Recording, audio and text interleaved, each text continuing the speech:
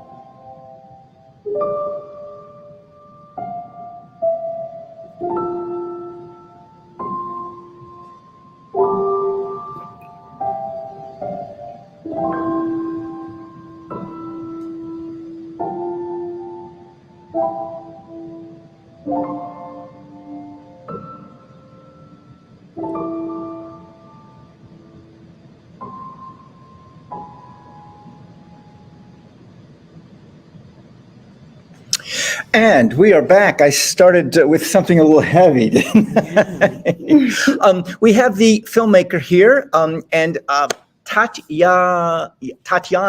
Let's bring you on right now. Yes, Hi, can you hear me? I can. Wow, you are so young. I'm 23. Oh my gosh, this this is your film, isn't it? This is your creation. Yeah. This was a university film for our graduation.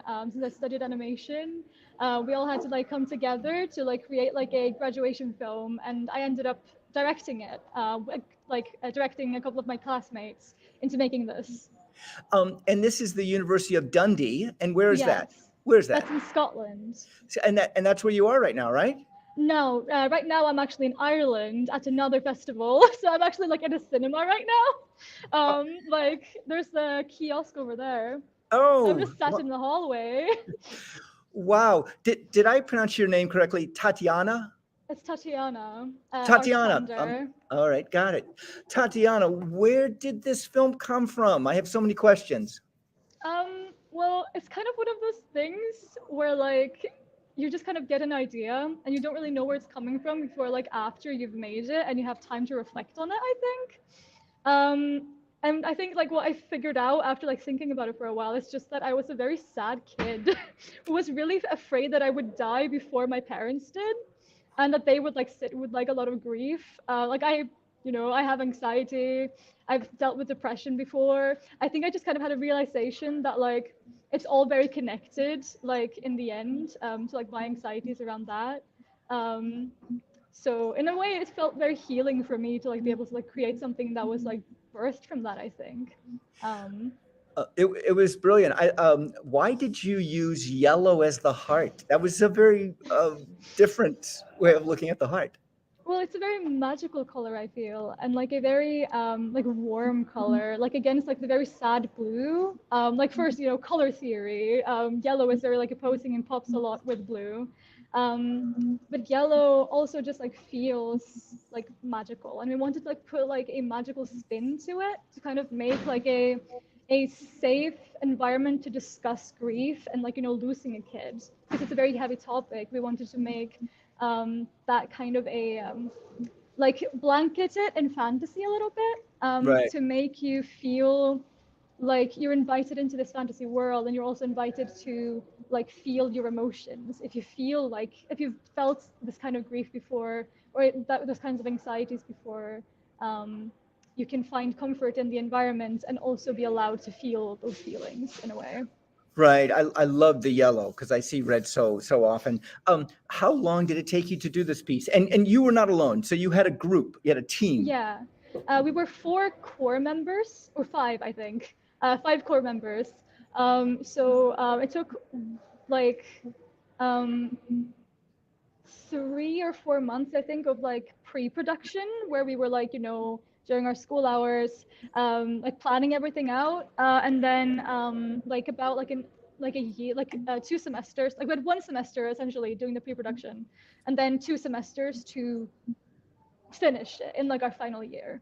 And Um, and this was 2D. It was not 3D, it correct? was 2D. 2D, yeah, Yeah, 2D. so that makes it a little bit easier. I mean, less time consuming, correct? Well, there's actually more time consuming in 2D. um, Really? yeah. With 3D, it's a lot of pre-production in 3D, but once you've got the pre-production finished, like the actual production is like faster and cheaper to make. With 2D, you have to draw every single frame and every single asset there like manually. So like there's just a lot to do all the time.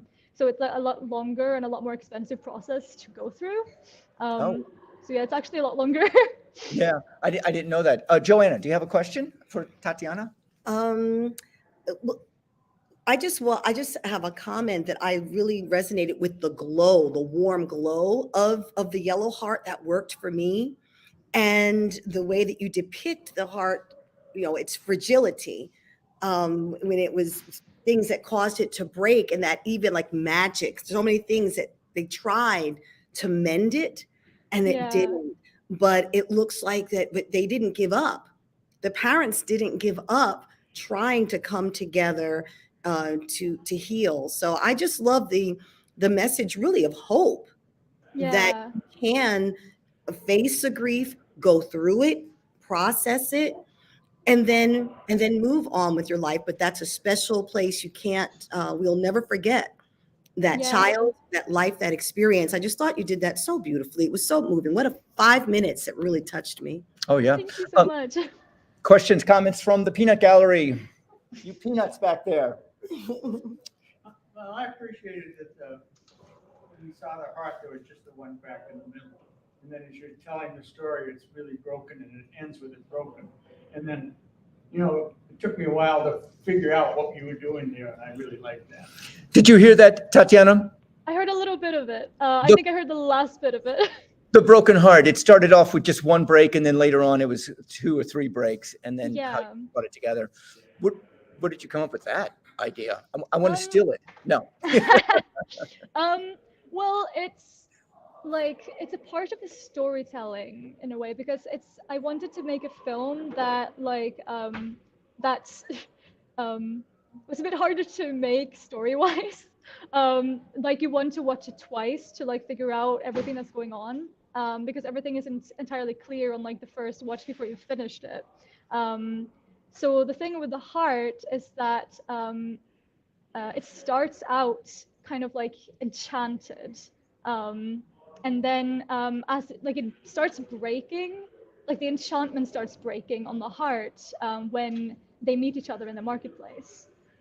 because they have a connection, and like that connection is starting to break that spell that's put on the heart. And as we're following the main character, like memories come out of the heart, and that causes it to continually break even further and further, because he's being reminded of all of these things that like seems to surprise him that he's like seeing around him, until we get to like the climax of the film, where like it is revealed that, you know, these memories come from a place in his past where he had a child. He was, you know, the guardian of this child with another man, and they had lost her, and that heartbreak had been so hard for him that he had asked his, like, you know, magical husband to essentially cloak his heart and make him like forget, just so that he didn't have to deal with this grief, because it was too much for him and he wanted to suppress it and like not feel it. So like the heart reflects that journey, and then like in the past it looks different from the present, and that in the present it is just him, but in the past it was the whole family and it was broken. And then, like, you know, after we return to the real life again, we see that it is no longer enchanted. He remembers everything. And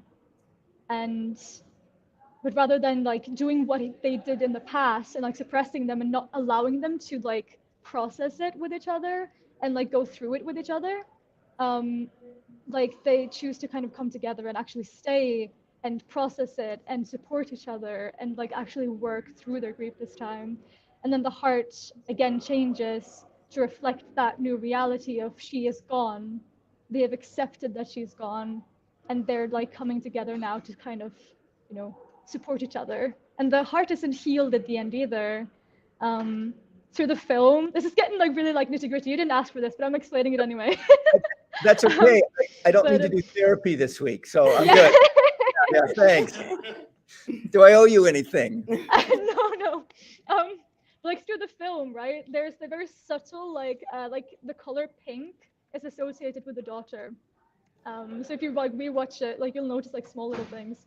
But like the last like form of the heart shows the two men together with the like the bow that the daughter like was always wearing, and like the crack in the heart is healed with pink. So it's like Yes.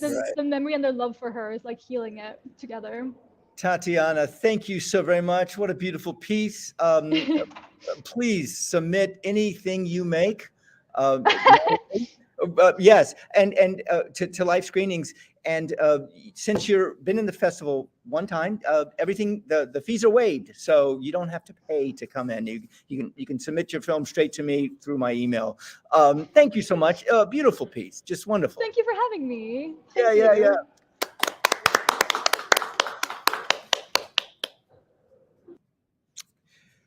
Wow. So these are the kind of films that that I find out there in the world. They're beautiful, they're moving, they're lovely. So where are we going next? We are going to our next film, and the next film is we do have the filmmaker here, and it is what are we? Yes, Laura. Yes, no, Laura is not here. Returning Fire to the Land is the next film. So here we go, and enjoy.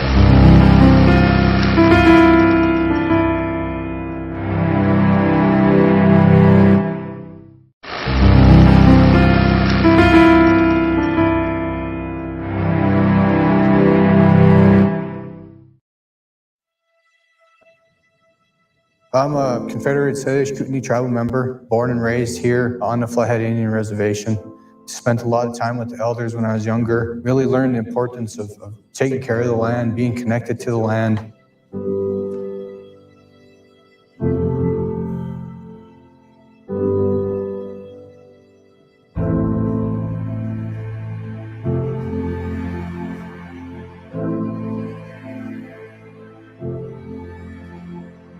Our forest management plan is a very unique blend of Western science and traditional ecological knowledge. When we developed our plan, we really wanted to get away from production forestry and gather this ecosystem management concept. It's based on ecosystem balance. A lot of our cuts look at what the wildlife purpose in that area is, protection of streams and barriers for fish habitat, even cultural use, hunting, gathering. We try to incorporate all those components into every plan.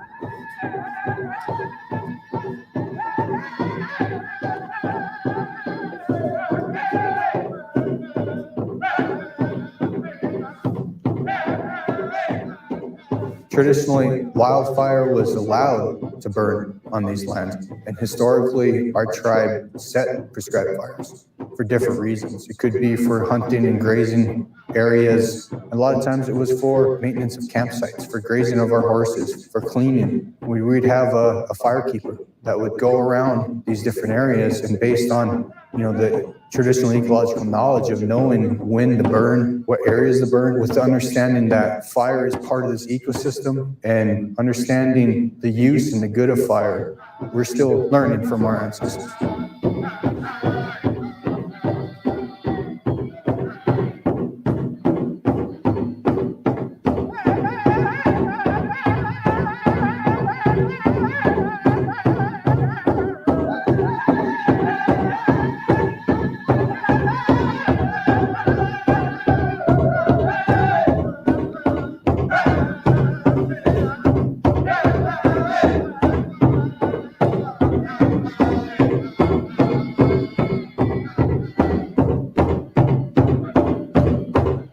This area here is called Jockle Prairie for a reason. It used to be more prairie-like, and that was kind of the main goal of this project, was to bring it back to more of a prairie-like conditions. So we came in and we did a understory thin treatment, piled all that slash and burned it. And then to follow up, we came in with prescribed fire treatment.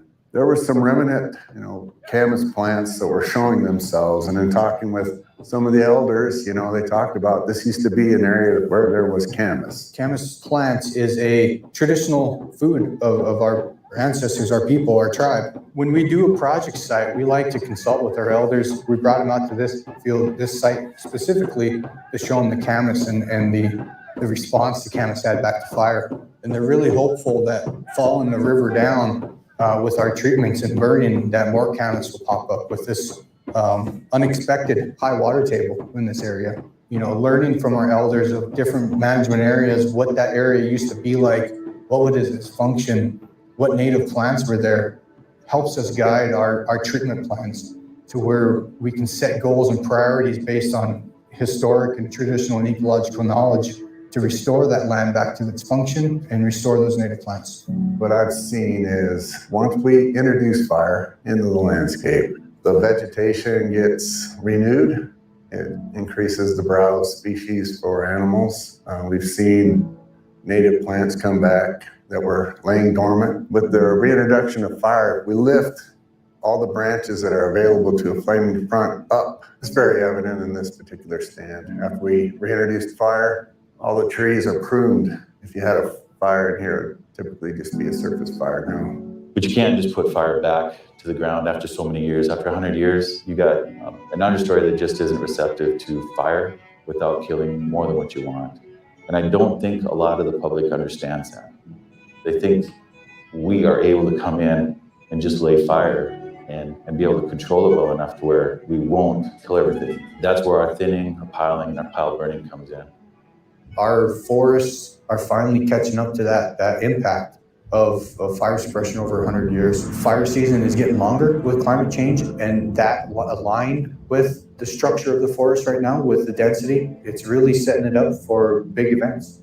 We're seeing, obviously weather effects, hotter, drier springs, drought starting earlier, which is affecting our fire season. And some of the things we're doing to counterbalance that is changing timing of some of our treatments. Also looking at doing a lot of white bark restoration. If we can help restore white bark and habitat up there, it can only do good, as it goes down the valley.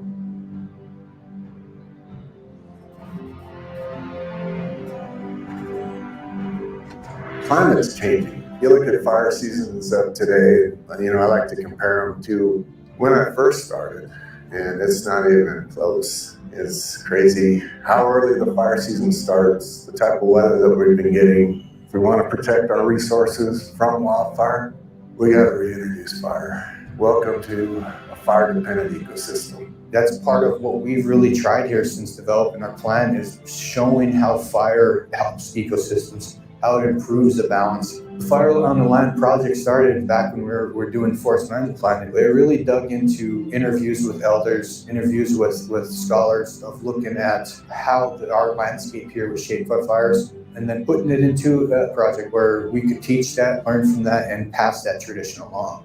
That's the importance of seeing a bigger picture. It's not just ownership of parcels. It's not productivity of forest logging. It's ecosystem balance and restoration needs of the landscape.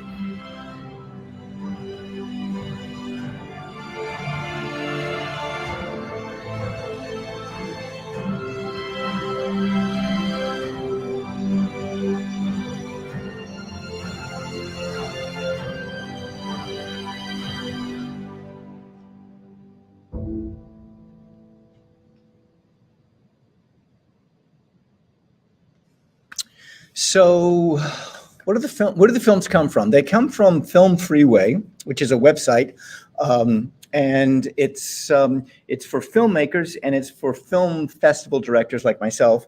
And the filmmakers submit their films to the hub, basically, and then if they like the festival, like live screenings, then they submit it to my festival. And I have criteria. And like I said earlier, I'm looking for films that show a world that I want to live in. What do you think about that, Joanna? That was so important, and it tells the message that unfortunately there was, in the eye of progress, industrial progress, etc., the leaders in the past ignored things that the natives had done for centuries, prescribed fires to prevent something in the future. That fire, the suppression caused tremendous problems. And so it's taken now, so long to get the forest back, removing that underbrush and so on, so that the prescribed fires can be resumed as a healthy way of regenerating the ecosystem. And I've seen an example of that, like at the Tibbet Butler Preserve here in Metro Orlando, that it was a prescribed fire. We said, oh, why is there char there? So that's the past is now the wave of the future for a healthy way of regenerating and managing forests. Right. Comments, questions from the peanut gallery. Anybody? Where was that? Where was Montana. Yeah, Montana. I was wondering, who's the intended audience? I think sometimes when I see the films, I mean, like, who would they like to see this film? Who are the intended audiences? Wow. I would say politicians and environmentalists who think that, but fire seems counterintuitive. Right. You always think fire is destruction. That's how you think of fire. You don't want to have a fire.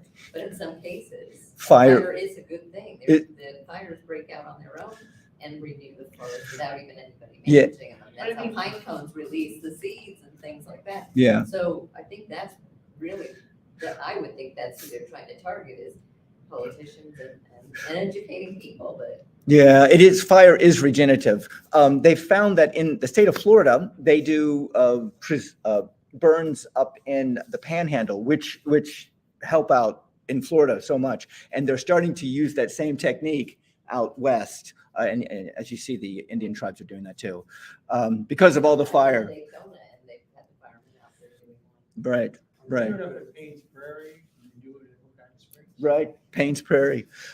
Moving right along, we're up to our next film. Let's see where is our next? Oh, by the way, our next film is from a filmmaker, and she's with us. Her name is Bridget Leroy, and this is the world premiere. She just let me know that.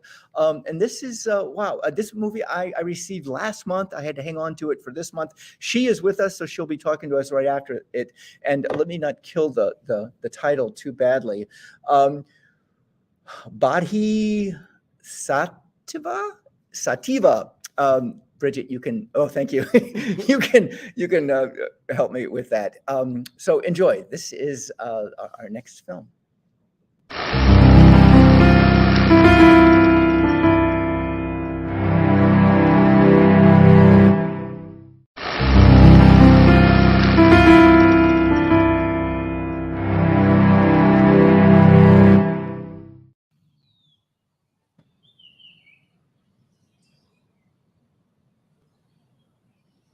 Like I said, somebody came along, said there's an opportunity. We looked, we filled out the applications, we took the opportunity to be compliant and legal. We had no idea at the time the implications of what was going to be expected of us. And it's a heavy concept because we've achieved a lot in the last several years. But maybe if I knew exactly what I had to do in the beginning, I wouldn't have chosen to do it. You know? Some people could say you were duped, or just some people say you just take the leap of faith. We took the leap of faith. We took the leap of faith.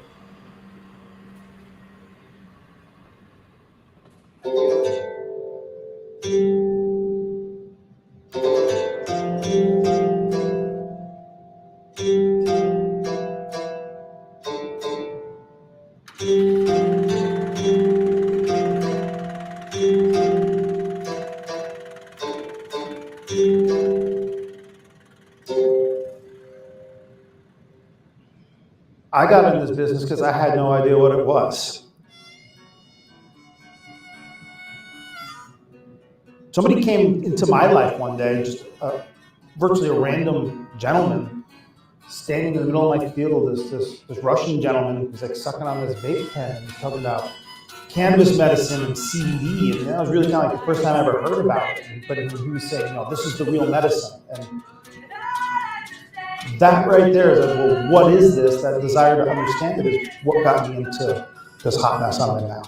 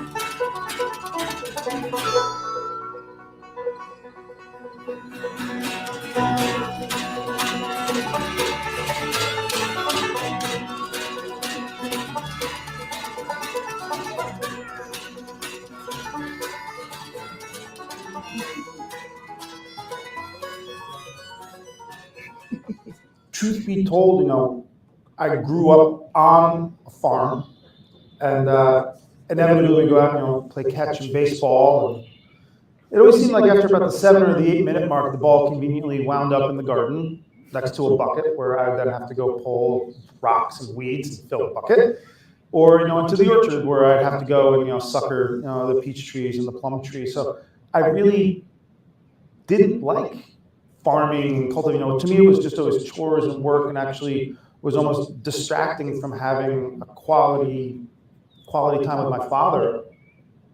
And my grandfather, after World War II, he was, up until that time, working on another farm in Sagaponack. He purchased the homestead, and you know, through the years, you know, they grew the crops de jour, and obviously it was potatoes. I've got some great photographs of my father up on, you know, this like iconic Ford pickup truck, you know, with grandpa and grandma and a pile of melons, you know. And so, you know, the crops varied through the years as did what was, you know, desired in the marketplace. I wound up taking a permaculture seminar in Costa Rica. I wound up attending some Stamets seminars, Paul Stamets, you know, the mushroom luminary. This passion built, you know, that I didn't have before. So when I was 13, playing basketball at a Boy Scout picnic on Father's Day. I pivoted for a rebound and my hip broke in half. I happened to have a cyst in there that led to the thinning of my hip bone.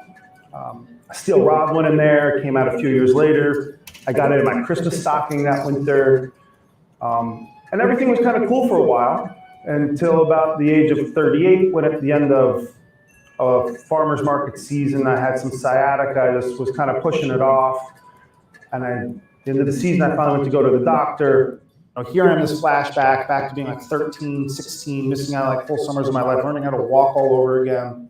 And it kind of kicked off this whole reemergence of this deep trauma and pain and the diagnosis of degenerated discs and all of these other things, which leads me up to that point in standing in the middle of a field by a chance introduction with this Russian gentleman who's now teaching me, or at least opening a door, illuminating me to like this concept of what really is the medicine in cannabis, and that one of these mechanisms is CBD, and that's the real thing. And my employees and my friends were like, hey, this is the old Dave is back. Like after a couple of years of being like super stressed out, like they were seeing what I didn't see.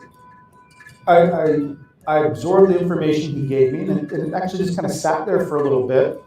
I went and I kind of like Googled it up, and I saw that New York State was opening up the cultivation and manufacturing licenses. We put together what was a very successful application, and we were awarded a license to manufacture and cultivate. And around that same time, too, that winter, I started to attend some conferences and seminars. I mean, that's how you learn things, right? I mean, there's no school. It all happened over time. Just like when you walk one foot in front of the other in close to the same direction for a long enough period of time, may not have been your intention to go where you wound up, but you just went there because you just kept advancing. And that's kind of like what happened here. Like, I'm not an advocate. Like, I'm a farmer. Like, I make medicine, or I'm the medicine man, or the mushroom man. I mean, what do you mean I'm an advocate? But it really just seems, like an advocate is somebody, who understands something, and they're an educator, and they're advocating for other people to have a greater understanding as well, especially when it's something so great and profound like this. The meeting the other day was a culmination, whether people realize it or not, for a year and a half to 2 years of my life. Between conversations, queries, questions, actions, spending thousands of dollars on lawyers and surveyors trying to figure out, interpreting town code and agricultural easements, just to literally get a paragraph of language that says, yeah, what you're doing is okay. Because every once in a while in life, you literally need just on paper what you're doing or you do day to day is okay. And this was one of those times. And we needed it on paper. And even though it seems so simple, it took a long time and a lot of money, and yeah, I cried. I cried. So it's been a very interesting place to live, work, and grow up here in Bridgehampton, which, when you look at the map, is really the heart of the Hamptons. And I actually despise the use of the word Hamptons. They turned it into a verb. I'd like to see some more money in the bank account. I've probably made $1 million, but I spent it on compliance costs, a lot of mistakes. I get it. Pioneers wind up with the briar cuts on their face and arrows in their back, often face down in the mud, but again, that's not always. And so I think I've got some vigor and some fortitude. To this point, I mean, we have accomplished a lot. And so as much as I don't have the money in the bank right now that I would like, I feel I do have an amazing platform. We have some infrastructure. We have very dedicated, passionate people, I surround myself with. At the end of the day, I mean, just really growing something organically in the earth, in the soil, in the full glory of the sun, that's, minimally refined to a form that is most potent and complete. It seems like with every regulation we pass, we move further and further away from that. To be honest, some people ask me sometimes, what's in the future and what am I going to do next? I mean, I want to excel. I want to do good for the world. I want to help people. I want to be transparent. I want to be their navigator. And that's what I see is myself achieving that. But like as for what the farm looks like in 20 years, I mean, that's almost a question for my daughter.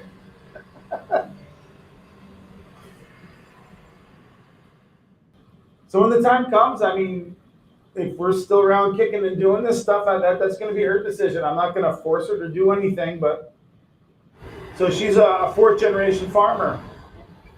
But again, we'll see what she wants to do with her life. She's 8.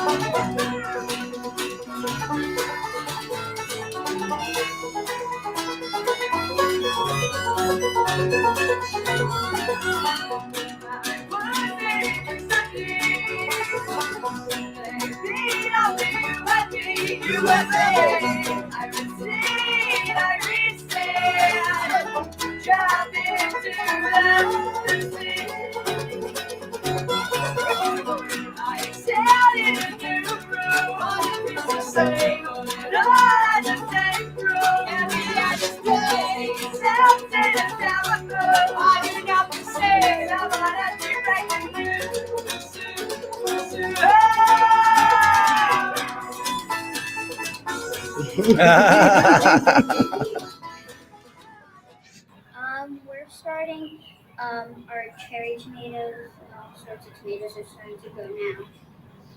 Like if they're green, we don't pick them. But if they're red, That's cute.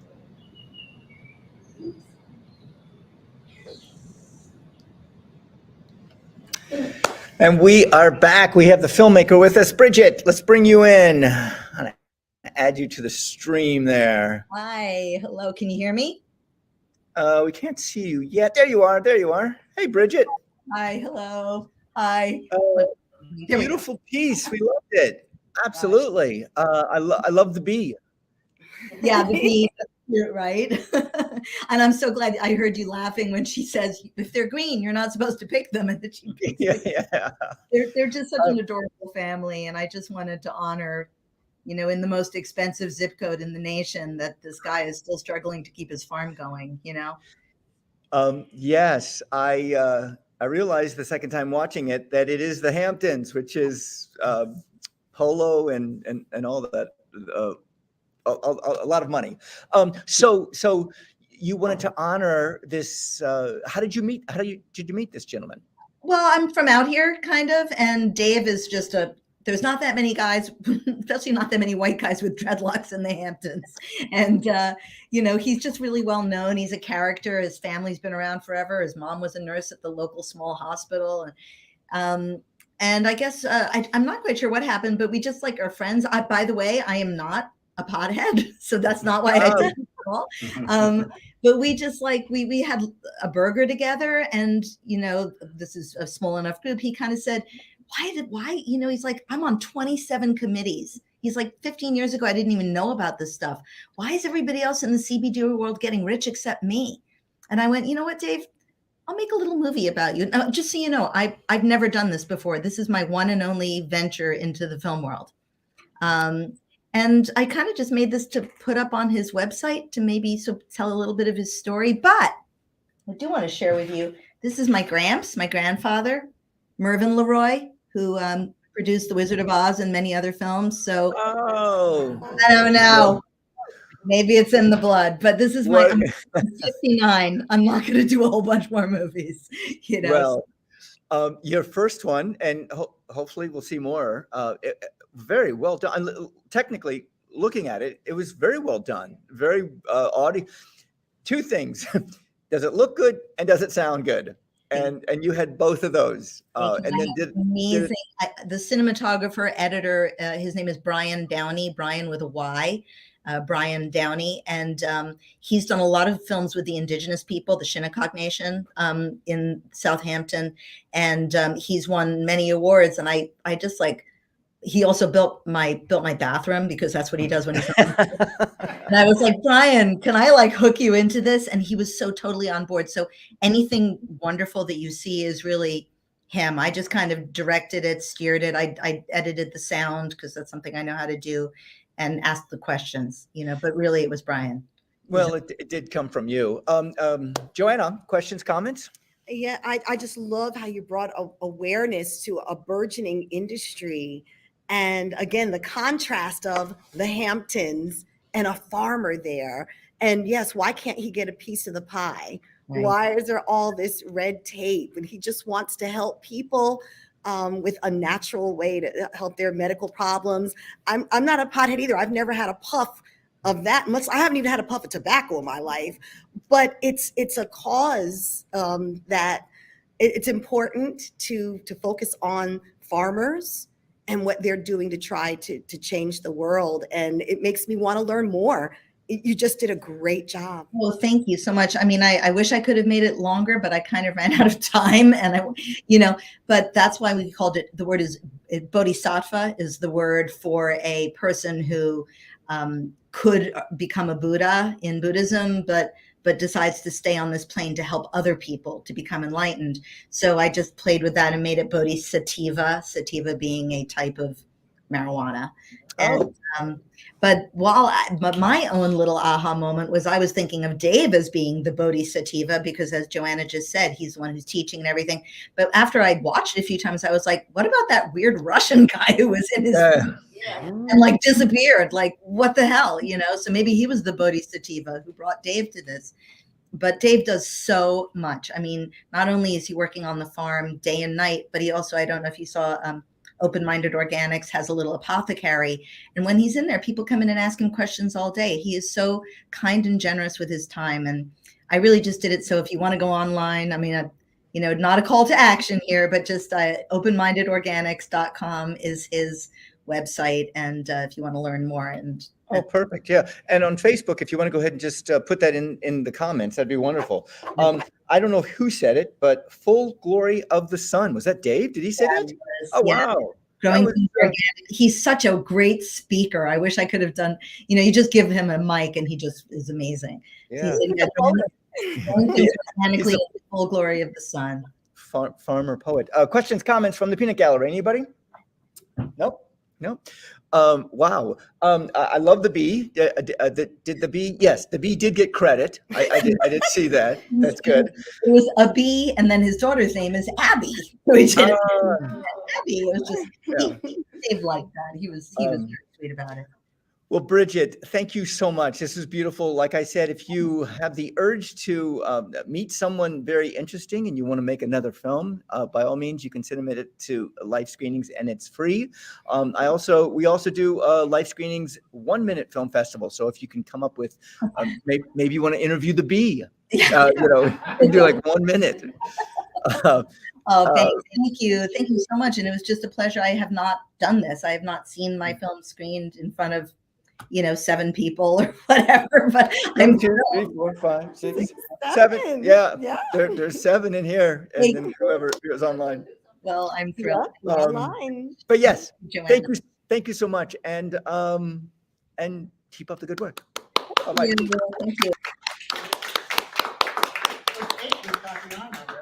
What's that? It's 8 with Tatiana. Oh, that's right. Tatiana's watching with us too. 9 with Bridget. So let's move on to our next film. Where are we? There we are. I'm just going to get rid of some of these films.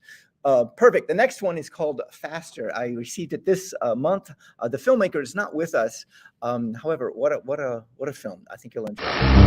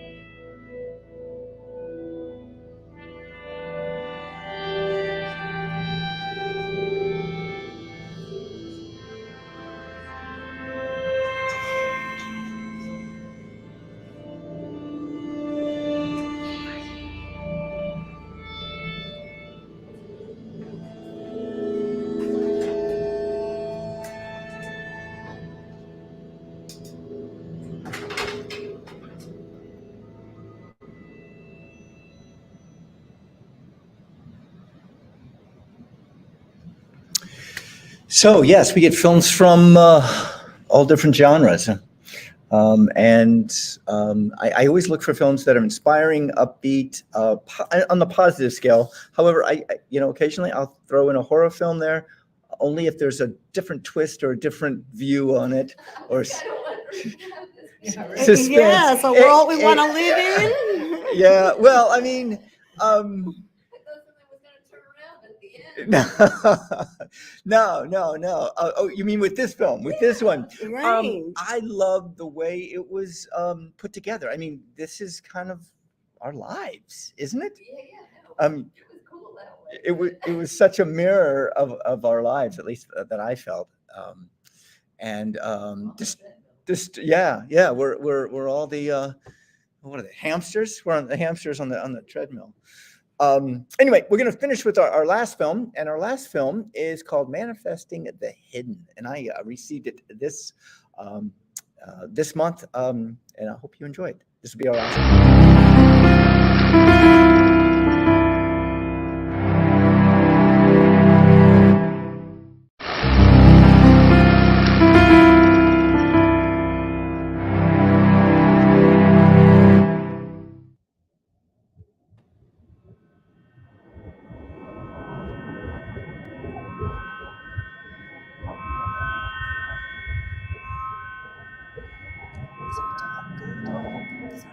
Yeah, just left.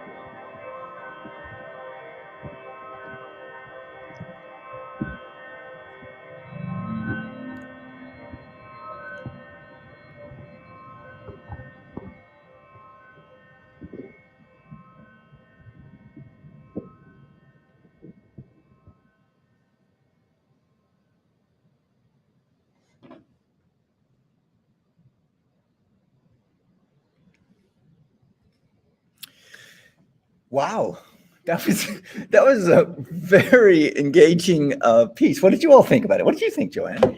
I loved the dance.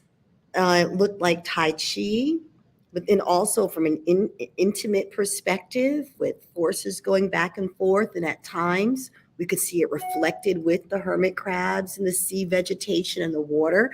So I enjoyed seeing that relationship. It was beautiful amongst in itself. I couldn't really detect whether we were looking at something being manifested. So the spectacle was striking, and I enjoyed it for what it was, an artistic piece, but I might need a little more maybe context or guidance from the filmmaker to see if there was a particular end or why they chose that title. Right. Questions, comments from you all? Anybody? No? I love the piece because, Joanna, it kind of had a juxtaposition between the water and how it was moving and how people were moving. Yeah. Something I learned the last 14 months plus one day was life dance, dancing with life. Yes. So whatever life throws at you, you have to dance with it, or you have to, you can stop it or you can go with it. And I resonated with the dancing Tai Chi / life dancing that they were doing, and how it was so parallel with the water. We are like 50 or 60% water, so I mean we do kind of are very fluid in that regard. Great metaphor. Yeah. So our next film festival is actually next Saturday. I don't know if you know this. December 3rd is the next one. It's right here. It's at 4:15. It's going to be a 1-minute film festival. I do have some extra longer films that I'm going to be throwing in also because I do not have enough short films so far. So if you're out there, please submit them, or I can just show 1 minute at a time. Right. But it's right here in this room, here in Winter Garden, Florida, and Winter Park, Florida. Sorry. Winter Garden is where I go and socialize. Yes, so we're right here on Facebook and YouTube, and we're also right here live at the Winter Park Public Library. And this is a collaboration between Winter Park Public Library and Life Screenings International Film Festival, and something that many of you may not know, we've been doing this 6 years now. So we were Wow. doing it during COVID. I was in my kitchen actually doing it during COVID. Oh. And it's continuing on, and we're starting to get more people coming, which is great. The other thing I want to throw out at you is December the 15th is Talk, Listen, Dance. Yes. Which is downstairs. It's right here. It's a free event. There's free beverages, adult beverages, and non-adult beverages. Not adult. Baby beverages. How about that? And there's also light snacks. The library makes sure you have some snacks if you're going to have adult beverages. And that is at 7:00 right here at the Winter Park Public Library. I love it. You do. All right. And thank you. Thank you. It's lovely to meet our filmmakers, Yeah. Bridget and Tatiana. This was so exciting. And thank you for letting me be a part of this. You were the co-host. In fact, next year I will be bringing in a couple of co-hosts. So this was kind of like a dress rehearsal for me. Okay. I don't have to do all the talking. Somebody else can do the talking. Yes, we have a couple coming in. We have Katie coming in. She's a filmmaker, and we have a film aficionado of old films. So we'll be bringing in Michelle too for that. And let's go out with something like something you've never seen before. Until next time, bye.